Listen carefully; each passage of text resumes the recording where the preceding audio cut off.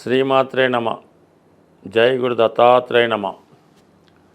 ఈ వీడియోలో మనం 2025 సంవత్సరం మే నెల మాస ఫలితాలు తులారాశి వారికి ఏ విధంగా ఉండబోతున్నాయి అని పరిశీలించినప్పుడు, ఈ తులారాశి వారికి ఆల్రెడీ శని భగవానుడు 6వ స్థాన ప్రవేశం, అక్కడ ఉన్నటువంటి రాహుతో కలయిక వీళ్ళ యొక్క అదృష్టానికి ఇంచుమించుగా కొంతకాలం దాకా తిరిగైతే ఉండదు. అయితే అష్టమ స్థానంలో ఉన్నటువంటి గురువు ఇది అనూహ్యంగా కొన్ని ఇబ్బందుల్ని కలగజేస్తూ ఉంటుంది. అంటే పని సజావుగా సాగుతున్న సమయంలో ఏదో ఒక అడ్డంకి వచ్చి అది ఆగిపోవడం, మళ్ళా తిరిగి మొదలెట్టడం, ఈ విధంగా జాతకుడిని చాలా వరకు ఇబ్బంది పెట్టడం జరుగుతూ ఉంటుంది. ఈ గురువు కూడా మనకి ఈ నెల అంటే మే నెల 15వ తారీఖుతో 9వ స్థానానికి చేరబోతున్నాడు. అంటే ఎంతో కొంత ఇబ్బందులు అడ్డంకులు ఉన్నటువంటి గురువు కూడా మరి 9వ స్థానం భాగ్యస్థానంలోకి చేరడంతో ఇక మీనరాశి వారికి ఇంకా అదృష్టం తోడవడం జరుగుతూ ఉంటుంది. అంటే ఇంచుమించుగా మరి 2.5 సంవత్సరాల పాటు శని భగవానుడు అదృష్టాన్ని ఇస్తే, దానికి అదనంగా ఇంకొక సంవత్సరం పాటు ఒక మంచి సువర్ణ అవకాశాలని అదృష్టాన్ని ఇవ్వడం జరుగుతూ ఉంటుంది. అంటే కష్టపడి పని చేయడం వల్ల, హార్డ్ వర్క్ చేయడం వల్ల శని ఫలితాన్ని ఇవ్వడం జరుగుతూ ఉంటుంది 6వ స్థానంలో ఉండడం వల్ల. అదే గురువు అదృష్టం ద్వారా మీకు అర్హత ఉన్నా లేకపోయినా కొద్దిపాటి ప్రయత్నంతో భగవంతుడు అదృష్ట రూపంలో మీకు అదృష్టాన్ని ఐశ్వర్యాన్ని ఇవ్వడం జరుగుతుంటుంది. ఈ రెండు కలయడం వల్ల కంపల్సరిగా ఈ తులారాశి వారికి చాలా వరకు గతంలో మీరు కోల్పోయినటువంటి ఏదైనా సరే, ఒక ధనం కానీ, ఒక పదవి కానీ, ఒక పేరు కానీ తిరిగి మళ్ళా నెమ్మదిగా అది సంపాదించుకోవడం జరుగుతూ ఉంటుంది. ఎక్కువగా ఈ తులారాశి వారికి ఏంటంటే, ఒక ప్రయత్నం ఏదన్నా వాళ్ళకి ఒక సినిమా తీద్దాం అన్న ఆలోచన ఉంటుంది. అదే చిన్నగా ఏదో సినిమా మొదలెట్టారు, పూర్తి చేశారు, అందులో కొంత ధనం నష్టం వచ్చింది, అయినా మళ్ళా మళ్ళీ ఇంకో కొత్త సినిమా మళ్ళీ ప్రారంభిస్తూ ఉంటారు. అలా ఎన్నిసార్లు నష్టపోయినా సరే అక్కడే అంటే పోగొట్టుకున్న చోటే మనం సంపాదించాలన్న ప్రయత్నంతో ఆ విధంగా వాళ్ళు అందులో విజయం సాధించేదాకా ఆ ప్రయత్నం చేస్తూనే ఉంటారు. అందులో ఈ సినిమా తీయడం ఒకటి, ఎలక్షన్లో పోటీ చేయడం ఒకటి, అలాగే చాలా ఉంటాయి. కొన్ని బలహీనతలు, వ్యసనాలు కూడా ఉంటాయి. అంటే రిపీటెడ్గా అదే ప్రయత్నాన్ని చేస్తూ ఎంత కష్టమైనా అదే చేస్తుంటారు. అటువంటి వారికి ఇప్పుడు వచ్చినటువంటి ఈ గ్రహస్థితి చాలా వరకు అదృష్టాన్ని కలిగే అవకాశం ఉంది. అంటే గతంలో పోగొట్టుకున్నవి తిరిగి సంపాదించుకొని మళ్ళీ మీరు వెలుగులోకి, లైమ్ లైట్లోకి వచ్చి మళ్ళీ అదృష్టవంతులుగా మారే అవకాశం ఉంటుంది. కాబట్టి చక్కగా ఈ ప్రయత్నం చేయొచ్చు. ముఖ్యంగా కొత్త పరిశ్రమ స్థాపించాలనుకున్న వాళ్ళకి, కొత్తగా రాజకీయంలో కానీ, ఇండస్ట్రీలో కానీ ప్రవేశిద్దాం అనుకున్న వారికి ఎక్కువగా ఈ తులారాశి ఏంటంటే సాఫ్ట్వేరు, సినిమా, లగ్జరీ సంబంధించింది, ఆటోమొబైల్స్, పెద్ద గోల్డ్ షాపులు, కళ్యాణ మండపాలు, ఇలాంటివన్నీ కూడా తులారాశి ఆధీనంలో ఉంటాయి. అంటే ఎక్కడే పెద్ద హైప్గా ఎక్కువ జనసమూహంతో ఎక్కువ ప్రజల దృష్టి పడుతుంటుందో అక్కడ ఈ తులారాశికి సంబంధించింది ఉంటుందన్నమాట. సో అందువల్ల వీళ్ళు చిన్నగా వ్యాపారం చేయడానికో, చిన్నగా ఏదో ప్రారంభించడానికో ఇష్టపడరు. ఏదైనా చేయాలంటే అది ఒక హై లెవెల్లో స్టేటస్గా ఉండే అవకాశం ఉంటుంది. ఈవెన్ చిన్న రెస్టారెంట్ పెట్టాలన్నా దానికి ఒక 50-60 లక్షలు ఖర్చు పెట్టి అంత డెకరేటివ్గా వీళ్ళు స్టార్ట్ చేయడం జరుగుతూ ఉంటుంది. అటువంటి వారికి ఇది అనుకూలమైనటువంటి సమయం. ఇంకా మిగతా గ్రహాల పరిస్థితి పరిశీలించినప్పుడు మే 15వ తారీఖు వరకు సప్తమ స్థానంలో రవి. అంటే రవి ఈ రాశి వారికి బాధకుడు, రాశ్యాధిపతికి శత్రువు అవటం వల్ల సప్తమ స్థానంలో ఈ వైవాహిక జీవితంలో కొన్ని ఇబ్బందులు కానీ, లేదంటే కొద్దిగా అధికార ఆధిపత్యం కోసం ఇరువురు పోరాటం జరిగే అవకాశం ఉంది. అలాగే ప్రభుత్వ అధికారుల వల్ల, అధికారంలో ఉన్నటువంటి స్నేహితుల వల్ల కొన్ని ఇబ్బందులు, అపవాదులు వచ్చే అవకాశం ఉంది. ఎస్పెషల్లీ భార్యాభర్తల మధ్య విభేదాలు వచ్చే అవకాశం ఉంది.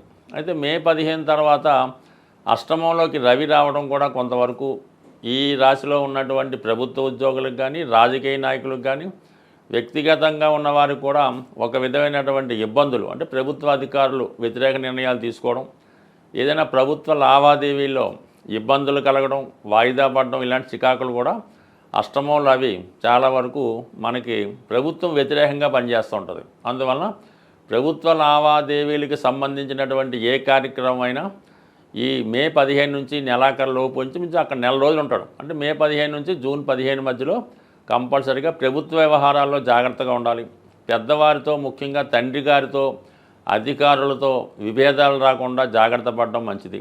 వ్యక్తిగతంగా జాతకుడు కూడా సడన్గా సిక్ అవ్వడం కానీ, అస్వస్థతకు గురవడం కానీ ఏదైనా జరగవచ్చు. అసలే ఎండాకాలం కాబట్టి సాధ్యమైనంత వరకు ఎక్కువ బయట తిరగకుండా రెస్ట్ తీసుకోవడం మంచిది.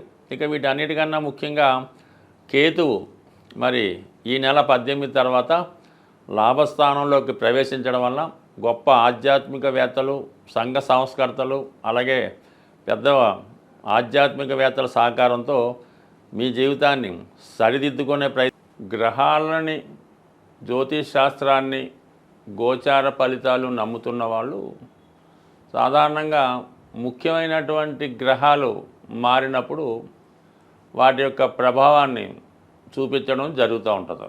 అందువలన ఏదైనా గ్రహం మారినప్పుడు ఆ గ్రహానికి సంబంధించినటువంటి పరిహారం చేసుకుంటే అది మనకి అనుకూలంగా మారడం జరుగుతూ ఉంటుంది. ఇప్పుడు ముఖ్యంగా 18 నెలలకి ఒకసారి మారే రాహుకేతువులు ఈ నెలలో మారడం జరిగింది. అయితే ఈ రాహుకేతువులే కర్మని నిర్దేశిస్తుంటాయి. అంటే గత జన్మలో మనం చేసినటువంటి పాపపుణ్యాలని ఈ జన్మలో అనుభవించే విధంగా ఇవి చేయడం జరుగుతూ ఉంటుంది. వీటినే కార్మిక్ కంట్రోల్ ప్లాంట్స్ అనడం జరిగింది. మరి ఈ రాహుకేతు మారినప్పుడల్లా ఏదో ఒకటి ప్రతివాడి జీవితంలో మంచి కానీ చెడు కానీ జరుగుతూ ఉంటుంది. అది జరగాలనుకునేప్పుడు మనం కామన్గా ఈ గ్రహాలకి పరిహారం చేసుకుంటే అవి మనకి కొంత తీవ్రత తగ్గి మంచి ఫలితాలు ఇవ్వడం జరుగుతూ ఉంటుంది. మరి ఇప్పుడు ముఖ్యంగా ఏ పని జరగాలన్నా, మనం ఏ గ్రహానికి పూజ చేయాలన్నా, ఏ దైవానికి పూజ చేయాలన్నా ముందుగా విఘ్నేశ్వరుణ్ణి పూజ చేయడం జరుగుతూ ఉంటుంది. కేతువు యొక్క ఆది దైవం విఘ్నేశ్వరుడు అవటం వల్ల మరి ఈ నెలలో మీరు కంపల్సరిగా అది సంకష్ట చతుర్థి రోజు కానీ, లేదంటే మరి కేతువు సింహరాశిలో ప్రవేశించాడు కాబట్టి ఆదివారం రోజు విఘ్నేశ్వరుడి యొక్క ఆలయంలో వినాయకుడిని విధి విధానంగా గరికతో అర్చించి మన ఎండు ద్రాక్షపళ్ళు అంటే ఎండు ఖర్జూరం కానీ, కిస్మిస్ లాంటివి కానీ మరి స్వామికి నైవేద్యంగా పెట్టి అక్కడ ఉన్నటువంటి భక్తులకి పంచిపెట్టడం వల్ల కేతుగ్రహ అనుగ్రహం లభించే అవకాశం ఉంది. కేతుగ్రహ అనుగ్రహం కావాలంటే అంటే పోక చెక్క అని ఉంటుంది, అది కామన్గా ఈ పాన్ సంబంధించిన వాళ్ళు తెలుస్తూ ఉంటుంది. అది ఒకటి పూర్తిగా పోక చెక్క మీ యొక్క వాహనంలో పెట్టుకోవడం వల్ల కానీ, మీ యొక్క క్యాష్ బాక్స్లో పెట్టుకుంటే ప్రమాదాలు జరగకుండా అనుకూలంగా ఉంటుంది. కాబట్టి ముందుగా మీరు కంపల్సరీగా ఈ నెల 18వ తారీఖు తర్వాత ముందు చేసుకున్న తప్పులేదు, ఆదివారం రోజు విఘ్నేశ్వరునికి పూజ చేయించుకోవాలి. దాని తర్వాత రాహువు మరి కుంభరాశిలో ప్రవేశిస్తున్నాడు. అందుకని రాహు యొక్క అనుగ్రహం కోసం కనకదుర్గ అమ్మవారు శనివారం రోజు కనకదుర్గ అమ్మవారి ఆలయంలో అమ్మవారి కుంకుమర్చన చేసి ఒక నిమ్మకాయల దండ సమర్పించి 18 సార్లు ప్రదక్షిణ చేసి వీలైతే పొలగం నైవేద్యంగా పెట్టి అమ్మవారి ప్రసాదంగా పంచిపెట్టినా పర్లేదు. వీలు లేని వారు కేవలం దర్శనం చేసుకొని 18 ప్రదక్షిణలు చేయడం వల్ల సరిపోతుంది. బట్ ఏదైనా కంపల్సరిగా ఈ శాస్త్రాన్ని నమ్ముతున్న వాళ్ళు మీరు తప్పకుండా ఈ వినాయకుడిని, అమ్మవారిని పూజించుకోండి.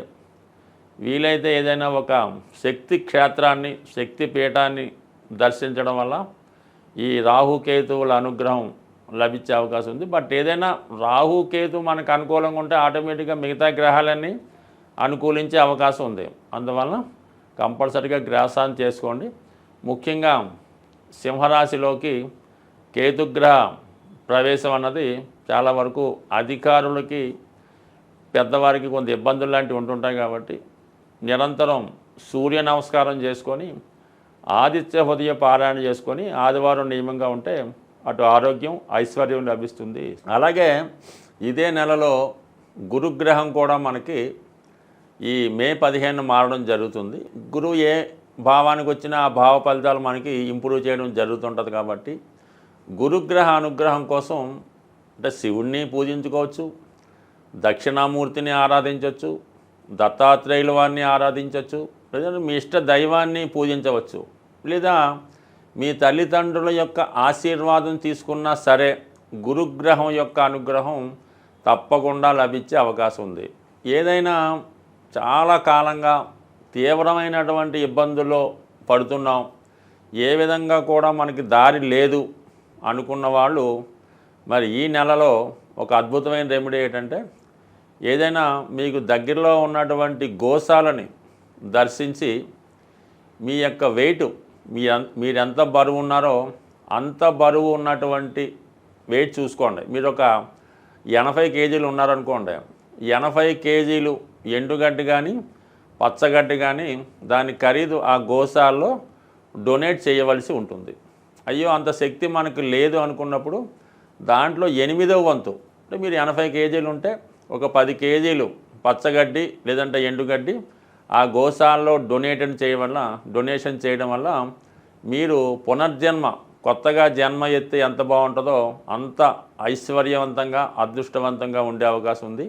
ఈ చిన్న ప్రయత్నాన్ని చేసి సక్సెస్ అవ్వాల్సింది. స్వస్తి.